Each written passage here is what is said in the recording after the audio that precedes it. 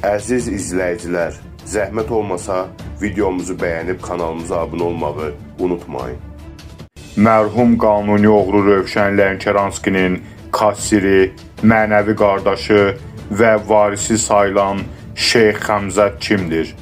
Keçək əsas xəbərə.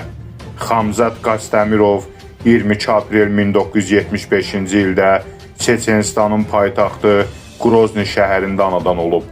O, gənc yaşlarından kriminal aləmə meyilli olsa da, qanuni oğru adına yiyələnə bilməyib.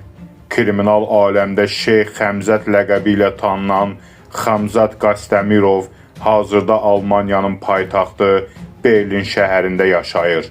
İndiyədək Bakıda, Moskvada və yaşadığı Berlində həbsdə olub. Qastemirovun ilk məhbəs həyatı 1990-cı illərin əvvəlinə təsadüf edir. O, Azərbaycanın Bayıl türməsində olan zaman Azərbaycan dilini öyrənib və tərtəmiz danışmağı bacarır.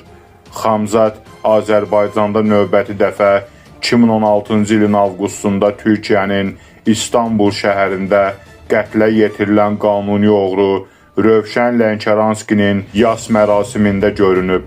Qastemirov Lənkəranskinin dəfn mərasimindən qayıdarkən Bakıda hüquq mühafizə orqanları tərəfindən saxlanılsa da, heç bir təqsiri olmadığına görə sərbəst buraxılıb. Hazırda oğru aləminin Avropa kassasının nəzarətçisi kimi tanınan Şeyx Xamzat, Rövşən Caniyevin mənəvi qardaşı və varisi hesab olunurdu. Təsadüfi deyil ki, Lənkəranskinin ölümündən sonra onun mülklərinə nəzarət məhz Qastemirova keçib. Xamzat Qastemirova qarşı indiyədək 4 dəfə sui-qəsdə cəhd edilib. Lakin Berlin, Qrozny, Amsterdam və Piatigorsk şəhərlərində təşkil edilən həmin sui-qəsdlər uğursuz alınıb.